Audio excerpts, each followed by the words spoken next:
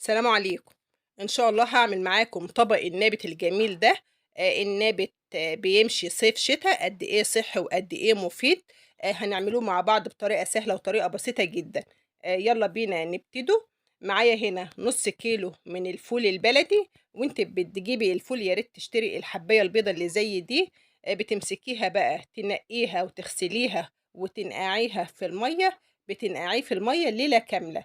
بعد ما نقعته في المَيّة من بالليل للصبح بقى معايا بالشكل اللي قدّام حضراتكم ده.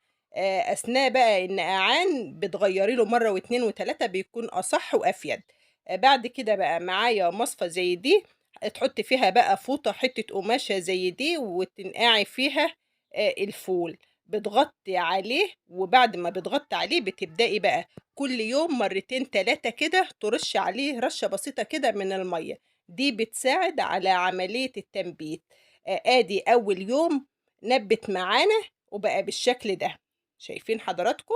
بقى بالشكل ده، بنفس الطريقة. رايحة أغطّيه تاني، ورايحة نرُش عليه مَيّة تاني مرتين 3 كده في اليوم التاني. بعد اليوم التاني هيبقى معانا بالشكل ده. شايفين النبتة بقت شكلها إيه؟ خَد ليلة نَقْع وخَد يومين تنبيت. بعد كده بقى هافضّيه في المصفى. هنغسله كويس أوي تحت الحنفية. هابدأ بقى أجيب الحلة هانزل فيها بالفول، هانزل كمان عليها ببصلة متقطّعة، فصّين 3 كده من التوم، وهانزل كمان بعصير ليمونتين. ويُفضّل أنا هنا ضِفت القشر، يُفضّل بقى ما تضيفيش القشر، لإن قشر الليمون بيغيّر حبّة كده من طعم النابت، فأنتِ خُدي العصير بس.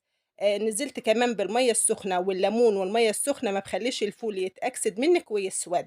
رفعته بقى على النار، وبعد ما بيغلي بيعمل رغاوي بيضا كده.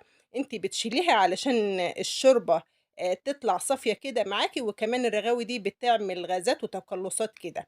بعد ما استوي بالشكل ده، معايا بقى الطشة. معلقتين سمنة بلدي أو الزيت المتواجد، معلقة كده من التوم المفروم بتحمّريهم، وبتطشّي بقى النابت الجميل بتاعِك ده بيها.